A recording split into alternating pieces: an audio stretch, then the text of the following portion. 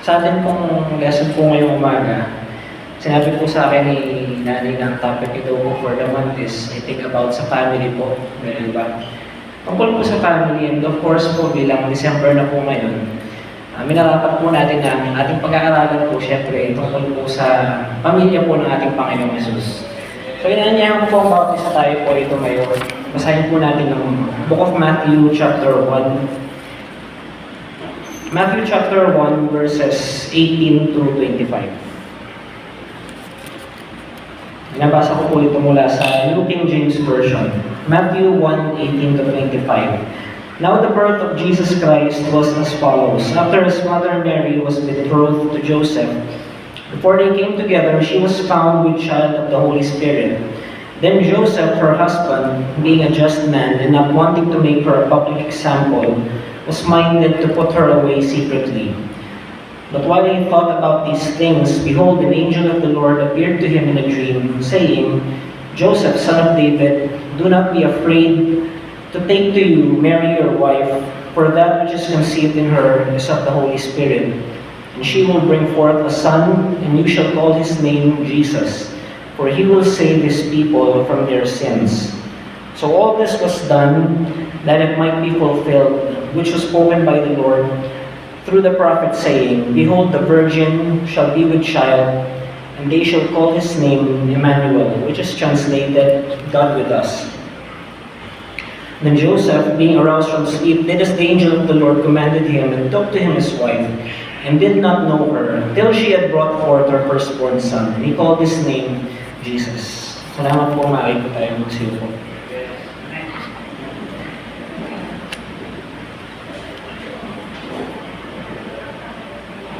Ang pag-aaralan po natin ngayong umaga po ay tungkol nga po sa pamilya po ng ating Panginoong Hesus. Specifically po, let's imagine po for a second, kung nagpasya po ang Panginoon na ang ating Diyos na ipadala po muli ang kanyang anak dito sa ating sanlibutan. Kung ipapanganak ulit si Jesus sa mundo natin, naghahanap ang Panginoon ng isang tahanan na angkop na magpapalaki sa kanyang anak. Magpapalaki, mag-aalaga sa kanyang anak. Yung ating tahanan po ba ay katanggap-tanggap? Qualified po ba yung ating bahay? Sa mga mag-asawa po dito, kung kayo po ang magpapalaki sa ating Panginoong Hesus, katanggap-tanggap po ba kayo? Qualified po ba yung ating tahanan? So, sa palagay po natin, bakit po sa lahat ng pwedeng piniling tao ng Diyos Ama na magpalaki sa kanyang anak, ating Panginoong Hesus Kristo, bakit po si Joseph at si Mary ang kanyang pinili? Siguro kung tayo po yung Diyos Ama, di ba? Ang pipiliin natin importanteng tao, siguro priest, o kaya rabbi, propeta, o kaya baka ruler po, siguro governor po dun sa Jerusalem po, di ba? Gusto po natin na yung magiging anak natin komportable financially, lalaki siya na lahat ng kailangan niya meron siya. Siguro pipiliin din natin magulang para sa kanya, yung magulang na mataas ang pinag-aralan. Eto ka anong pamilya, di ba? Siguro din pipiliin natin, doon siya ipanganak dapat sa Jerusalem. Baga yung capital po, hindi po kung saan lugar lang, kailangan sa Jerusalem. Pero hindi ganun ang ginawa ng Diyos Ama. Pinili niya itong mag-asawa na obscure lang sila, hindi sila kilala hindi sila natatangi. Hindi sila kilala among the religious circles or among the social circles of Jerusalem. Si Joseph po, hindi nga siya ruler hindi din siya rabbi. Ano po ba si Joseph? Siya po ay isang karpentero po, hindi po ba? Karpentero na hindi sikat din, hindi man lang siya kilala din. Alam din po natin na hindi din sila mayaman o may kaya. Dahil po sa Luke chapter 2 verse 24, nung si Jesus po ay dinala po sa temple, ang kanila pong naging alay ay kalapati lamang po. Tingnan po natin sa Luke 2 verse 24, sabi po dito, and to offer a sacrifice according to what is said in the law of the Lord, a pair of turtle doves and 2 young pigeons. So, in the Old Testament po, marami pong pwedeng ialay po Ito po ay naaayon sa kung ano ang kaya mong ialay, ano yung afford mo na ialay. And napayang ko po, si Joseph at si Mary, kaya lang nila yung dalawang inakay ko na kalapati. So, dito po natin dito na hindi po sila mayaman, hindi din po sila mataas ang pinag-aralan. Tapos po, normal na tao lang po silang mag-asawa. Yung pinanggalingan din po nila, yung kung saan po nila pinalaki si Jesus po, di ba, isa Nazareth.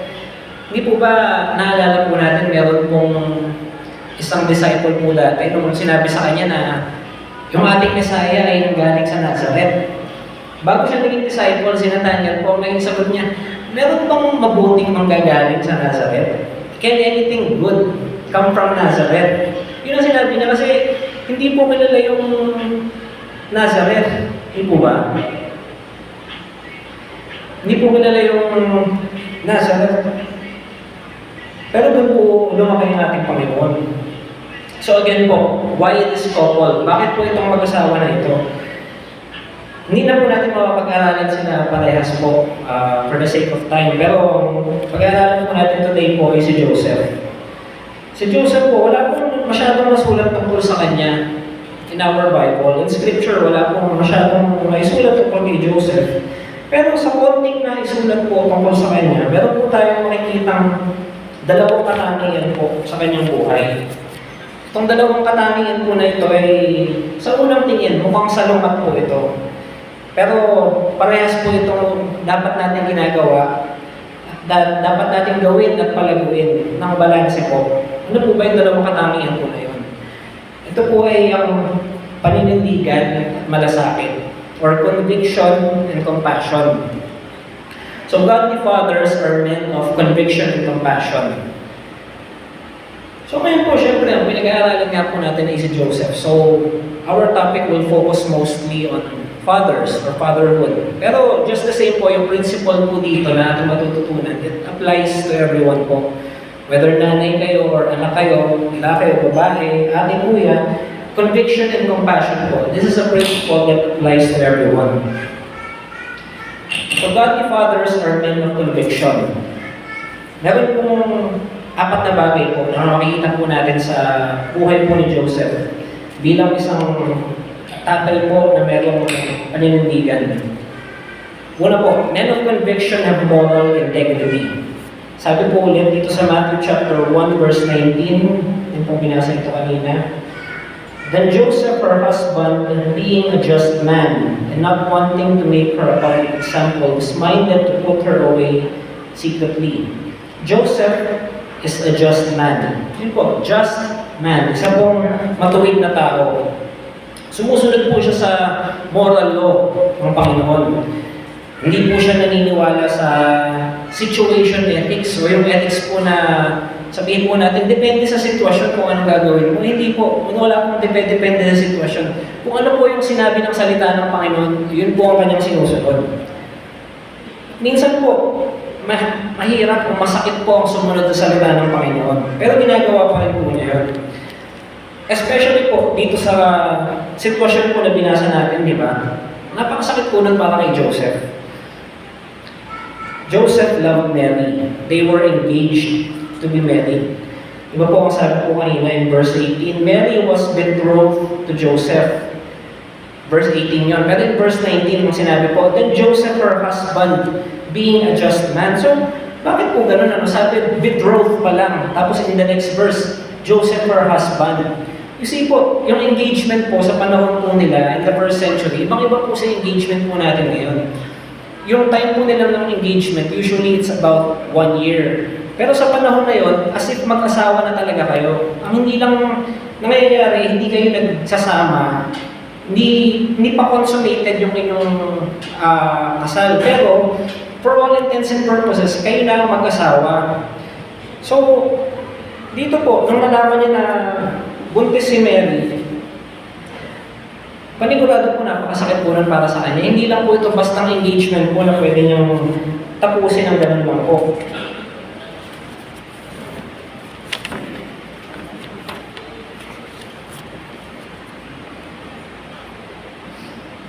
Again po, napakadali po na meron tayong moral convictions when it's convenient. Mga bagay na pinapanindigan natin. Sinasabi natin na ninindigan tayo, di ba? Pero pag nandun na yung sitwasyon na masakit para sa atin, napakadali lang po na nakakalimutan natin kung ano yung mga convictions natin, ano yung mga pinapanindigan natin. We resort to bending God's Word to fit our lifestyle.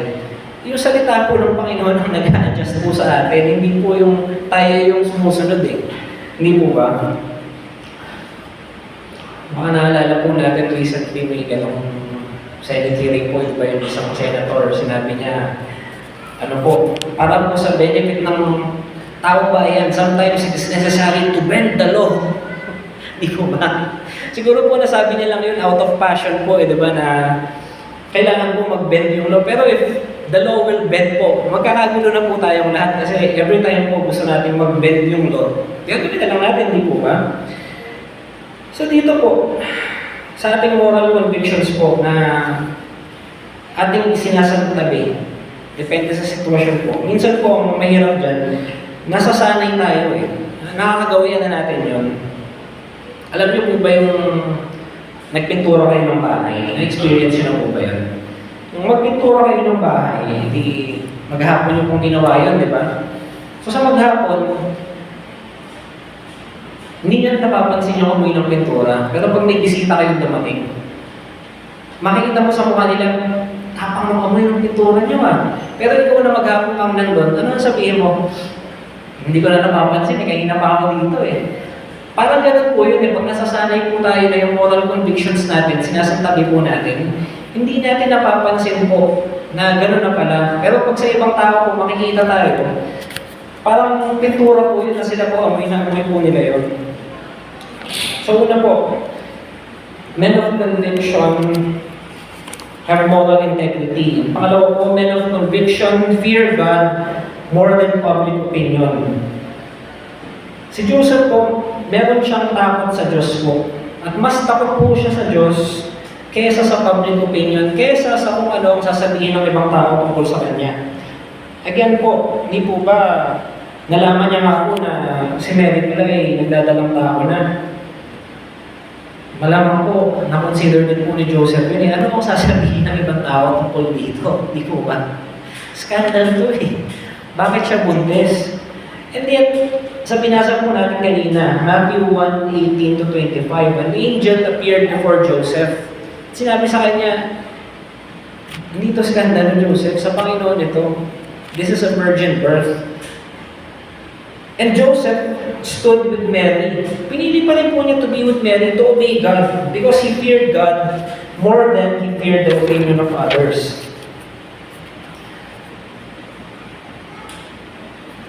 Pangatlo po, men of conviction develop a habit of obedience.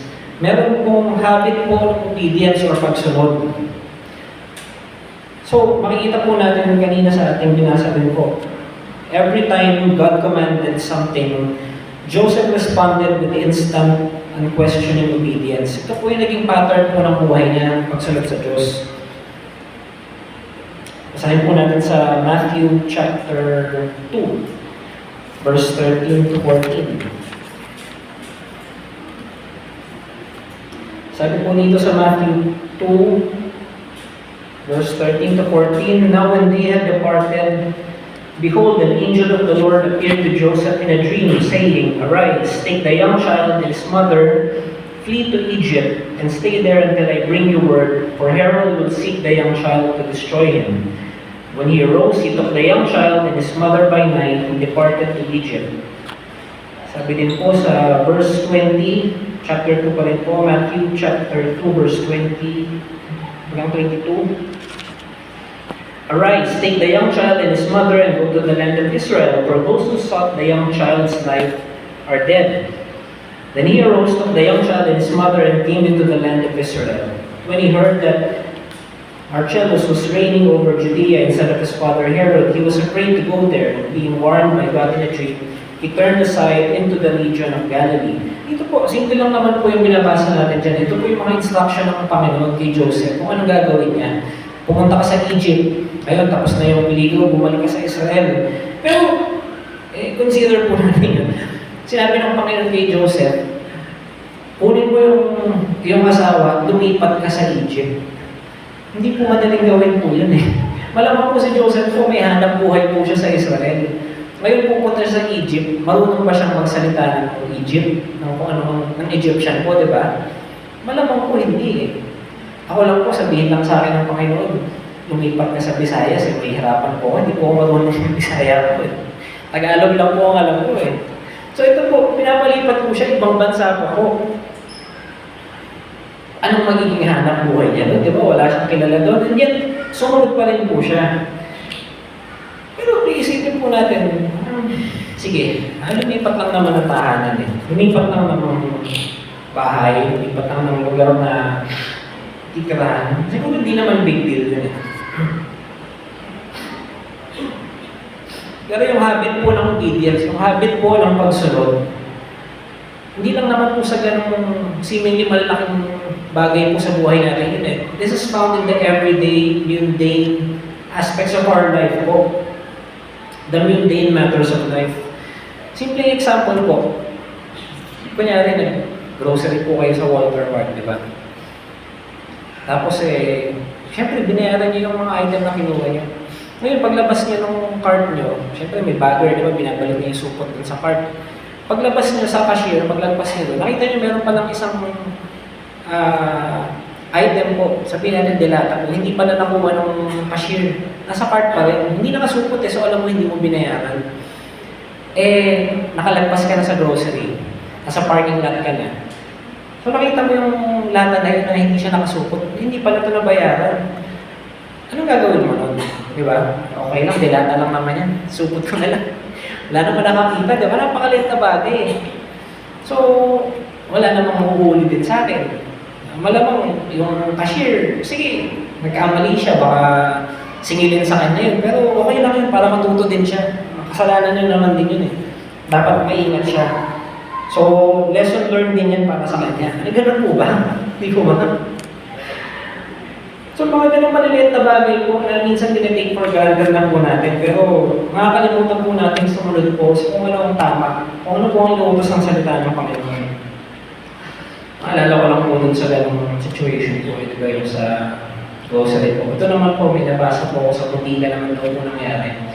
Nakapila daw po siya sa butika, tapos yung nasa unahan niya, umiiyak kasi yung gamot na binibili niya, hindi niya mabayaran. Sabi niya, 500 lang naman itong kailangan ko bayaran, kaya lang yung pera ko nalaglag. Hindi ko alam kung saan napunta. Umiiyak siya dun sa cashier. Tapos itong nasa likuran na umiiyak. Sabi niya, tutulungan ko lang po siya, mabayaran ko po yung gamot na kailangan niya. So binayaran niya. Tapos pinost niya sa Facebook yun, nagmukha siya ng mabuting bagay. Sabi niya, salamat talaga Lord, nagpo-provide ka. Kung hindi po ako nakapulot ng 1,000 sa labas, hindi ko po sana matutulungan po yung nakakailangan. Oh, thank you Lord, diba? Nag-provide ka ng 1,000, nakatulong po ako ng 500 sa nangangailangan. So, again po, Joseph is a man of moral integrity. He feared God more than public opinion. He had a habit of obedience. And finally, po, men of conviction develop godly habits of worship. Men of conviction develop godly habits of worship. Kaya na po, binasa po natin yung Luke chapter 2, verse 22 to 24. Nakita po natin dito yung pag-dedicate po kay Jesus sa temple. Basahin na lang po natin agad. Luke 2, 22 to 24. Verse 22, now when the days of her purification according to the law of Moses were completed, they brought him to Jerusalem to present him to the Lord.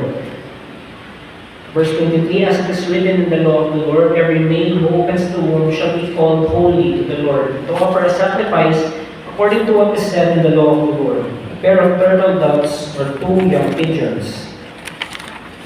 In verse 41 din po, the same chapter, kita po natin doon na lagi din po silang nagpupunta to Jerusalem.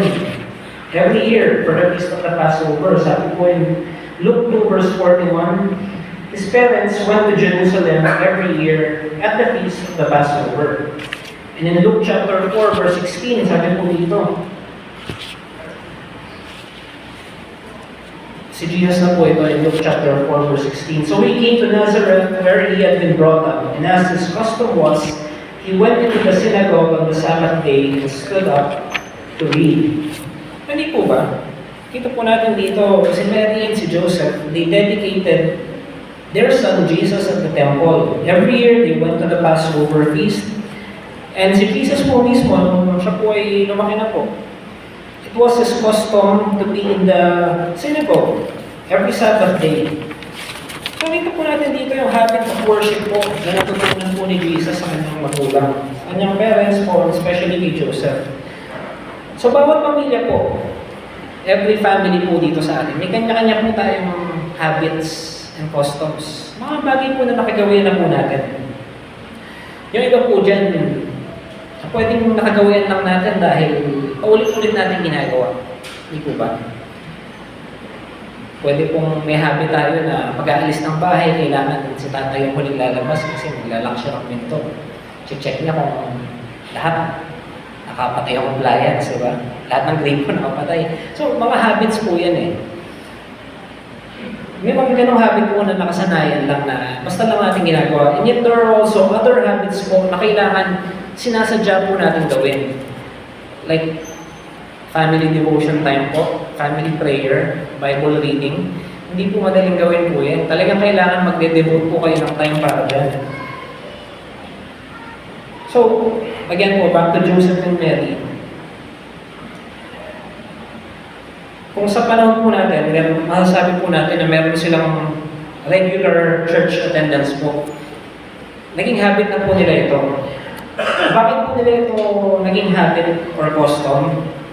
Because it reflected the priority of God in their lives. Doon po natin nakikita na this was a priority for them. Inuuna po nila ito. Sa ating mga pamilya po, ganun din po eh. Kung hindi po natin priority ang Diyos, hindi natin priority ang pagsamba. Nakikita po ng mga anak natin yan eh. Halimbawa po, di ba gumising kayo, tapos pagod na pagod ako ngayon, dami kong ginawa kahapon. Siguro magme-message na lang ako sa group chat na ito, makipray na lang po ako, isipit po ako. Kita na lang po tayo next week, hindi po ba?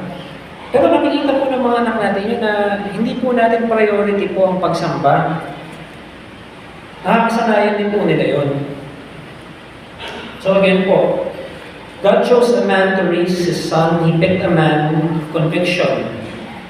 So Joseph po, he had moral integrity, fear of God, habit of obedience, and habit of worship. So these were his convictions. Pero yung isang tao po na puro convictions lang po, puro paninindigan lang po, ganito. That's not a bad thing po, di ba? Marami kayong conviction. Pero kung puro yun lang po, I don't think you would be a good dad. You would not be a good father din po. You would be more like a military officer, di ba? Napakahigpit nyo. Lahat, by the letter, by the book po lahat. So again po, kanina sinabi natin, dalawa po yung katangian ni Joseph po na pinag-aaralan natin ngayong umaga. Paninindigan po and malasakit. So ngayon po titingnan natin po yung malasakit. Kanyang compassion po. Of course, we know po, di ba, Jesus is the Son of God. So, compassion po, we can argue that it is natural for Him. But let's assume po na, di ba, kunyari po, hindi niya tagla yung quality po ng Panginoon. Hindi po niya dala-dala yung kanyang pagka-Diyos po. Kailangan niyang matutunan pa rin yun. Saan niya po natutunan yun? Malamang po sa magulang niya, di ba? Of course po, sa kanyang father po, si Joseph. Now, on more than one occasion po na compare mo po ang ating Panginoong Jesus kay Superman. I just like to think of it that way po na, of course, Superman is a good story and as all good stories are, makikita niyo yung parallel to Scripture. Ito po yung ginagaya po nila yung what is in the Bible eh. And isang aspect po nito kay Superman po, di ba yung magulang po na nagpalaki sa kanya. Talagang pinili din po ng kanyang alien father kung sino yung pamilya po na magpapalaki sa kanya dito. And again po, dito kay Joseph po. So Joseph was considerate of others. He was a compassionate man who was considerate of others. Naalala po natin yung pinasa po natin kanina in Matthew chapter 1, verse 18 to 25 po, di ba? Noong nalaman po ni Joseph na si Mary pala ay nagdadalang tao na, dalawa po yung option na meron si Joseph noon eh. Dahil nga po engaged na sila, yung engagement po nila ay hindi kagaya ng engagement sa panahon natin. Hindi basta-basta pinuputo lang. Dalawa yung option ni Joseph. Pwedeng nagkaso siya, as in formal po na lawsuit, para tapusin yung engagement nila. Or pwede niyang bigyan ng bill of divorcement si Mary. Talagang may kasulatan po na binibigay niya kay Mary. Yung engagement natin tapos na. At yun po yung pinili niyang gawin. Bakit po? Sabi po kanina in Matthew chapter 1, verse 19, Joseph, her husband, being a just man and not wanting to make her a public example, was minded to put her away secretly. Again po, if this was not a virgin birth for our Lord Jesus Christ po, if it was not virgin conception, napaka-scandalous po ng situation po nila eh. And kung ginawa po ni Joseph, ay yung option A po, na magpa-file pa siya ng lawsuit para tapusin yung engagement nila, lalong malaking skandalo po yun para kay Mary, hindi po ba? Well, ang sinabi po dito in verse 19, he was minded to put her away secretly. Tahimik na lang, wala nang gulo, wala nang ingay. Naghihiwalay tayo ng tahimik. Ayaw niya mapahiya si Mary. In the same way po, sa atin po, as fathers po, sometimes yung mga anak natin kailangan din natin disiplinahin eh, hindi po ba? Pero, is this something that we always do publicly? Or is it something that we should do privately? Just something po to consider. Hindi po ba? Ikaw yung ama, ikaw yung alam mo na sa tama ka eh. Pero tama din ba na ipahiya mo yung asawa mo, ipahiya mo yung anak mo in enforcing discipline? So that's just something to consider po. Pangalawa po, compassionate men have tender feelings for others. So kanina po, compassionate men are considerate, and compassionate men have tender feelings for others. Sabi po in Matthew chapter 1, verse 20. Again po, this is about putting Mary away secretly po, yung divorce po nila. But while he thought about these things, behold, an angel of the Lord appeared to him in a dream, saying, Joseph, son of David, do not be afraid. Take to you Mary, your wife, for that which is conceived in her is of the Holy Spirit. Ngayon po, yung word lang po na yun in verse 20, while he thought about these things. Yung thought po, in most translations po, this is simply considered or thought about. Pero yung original Greek word daw para dito ay higit na mas malalim po, more than just considering or thinking about. Mas malapit daw po ito to emotional reasoning. So, when I hear emotional reasoning po, ang naisip ko dito eh, parang humahagulgul po si Joseph eh. Yung panahon po nito na pinag-iisipan niya ang gagawin niya kay Mary, hindi naman po tahimik lang po na nakaupo siya sa isang sulok at seryoso siyang iniisip ng bagay. Malamang po, mahagulgul po siya niyan eh. Nananagway po siya. Bakit nangyari ito? Bakit, Lord? Bakit? Bakit kay Mary? Bakit kami nagkaroon ng ganitong mapapahiya kami, di ba? So, mas malapit po ito to emotional reasoning po and how he had to consider this. But Joseph wasn't a stern moralist. He was a considerate man with deep feelings for the one he loved. Malalim po yung pagmamahal niya para kay Mary. So, while biblical love is primarily a commitment, not feelings, it is not devoid of feelings. Alam po natin yan, di ba? Yung biblical love po, hindi lang yung about feelings po eh. The same way na yung Diyos Ama po sa atin. Hindi naman niya tayo mahal dahil lang sa feelings na nararamdaman niya para sa atin. It's more of a commitment eh. A decision to continually love us. Ganun din po ang tinuturo sa atin po, di ba? In how we will love our spouse. It is a commitment, hindi lang feeling. And yet, it is not devoid of feelings. Diba sinabi po in 1 Corinthians 13 verse 4, how did Paul describe love? He described it as being patient and kind. He also compared his love for the believers as being the tender love of a nursing mother, fond affection for them. So, dito po, in considering po our convictions, we also need to consider compassion. Kung ano po yung tinuturo natin sa ating anak, sa ating mga anak, sa ating pamilya, more than what we are saying to them, is what we are doing to them. So it's not what we say, but how we say it and how we do it. Di po ba?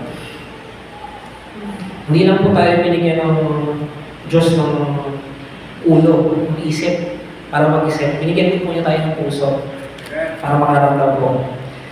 So in conclusion po, how do you communicate your convictions and compassion to your family? Of course, you have to model it. Kailangan ipakita mo po. Hindi mo lang sinasabi, hindi mo lang tinuturo, ginagawa mo din. But also, there's another thing sa buhay ni Joseph na minsan hindi po natin naiisip. Joseph spent time with Jesus. It was important po that they spend time together. Saan natin nakukuha yan? Nasaan sa Bible yan? Sinabi na Joseph spent time with Jesus. Parang nag-iimbento po ba tayo? Hindi po makikita natin in Matthew 13, verse 55. Dinescribe po si Jesus doon as the carpenter's son. And in Mark 6, chapter 3, Jesus was described as the carpenter. Si Jesus po naging carpenter. Saan niya po matututunan yun? Sa tito po niya na carpenter. Then hindi po, di ba? Malamang po kay Joseph po na kanyang ama. Doon niya po natutunan din ang pagkakarpentero. So by spending time with Joseph, they worked together and ate together. Joseph modeled and talked with Jesus about the things of God. Siguro po, kung hindi po naging ama ni Jesus si Joseph, hindi na po natin siya nakilala. Hindi na po natin malalaman ang tungkol sa kanya. Again po, diba, sino po ba si Joseph? Apart from being the father of Jesus, wala naman tayong alam tungkol sa kanya. Yet, convictions without compassion creates distance in relationships. Compassion without convictions, on the other hand, means weakness with regard to the truth. So again po, if puro conviction po tayo, wala tayong compassion, nagiging distant po yung pamilya natin sa atin. Kabaliktaran naman po, puro compassion naman tayo, wala nang conviction, wala tayong paninindigan, hindi po ba? Nagiging mahina po tayo pagdating sa katotohanan. Mawawalan din po ng respeto yung pamilya natin sa atin ngayon. But put conviction and compassion together and combine them with time over the years. And now we have a succinct description of the man God chose to raise his son. That is the description of Joseph. And he was a dad for us to learn from, not just at Christmas time, but a dad for all seasons. Hindi lang po at Christmas time, but for all the years po. Finally po, so lang po, idagdag po dito. Ang pinag-aralan po natin, of course, about fatherhood po, about kay Joseph. So some of us might be thinking, paano yun yung asawa ko? Hindi naman siya man of conviction, hindi naman siya man of compassion. Paano yung tatay ko? Hindi naman siya man of conviction, man of compassion. Meron na ba akong karapatan ngayon na hindi na sundin siya? Hindi na siya galangin. Hindi naman, yung lahat na sinabi mo, Brother Paul, maganda yan eh. Conviction, compassion. Ganon dapat ang tatay. Kaya lang yung tatay mo hindi ganon eh. Magkaibang tatay yung pinag-uusapan natin eh. So, kung nakikita mo wala akong respeto sa tatay ko, pasensya ka na kasi iba yung tatay ko. Ganon po ba? I don't think that's what the Word of God says eh. Kasi po, in other commandments po, hindi na po natin i-discuss in detail, but just think about this. When God said, honor your father and mother, sinabi po ba niya doon na, honor your father if he is a man of conviction and compassion? Hindi po eh. Hindi naman po conditional yung utos na niya. Ang sabi, honor your father and mother. Sa husbands din po, sinabi, husbands, love your wives. Sa wives naman sinabi, wives, submit to your husbands.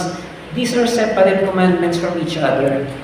Di po ba, napaka-typical nun eh, sa mag-asawa sabihin ng lalaki sa babae, Wala kang respeto sa akin eh. So nagde-demand tayo ng respect sa kanila, hindi po ba? But is that what God said? Did God say in the Bible, husbands, demand respect from your wife?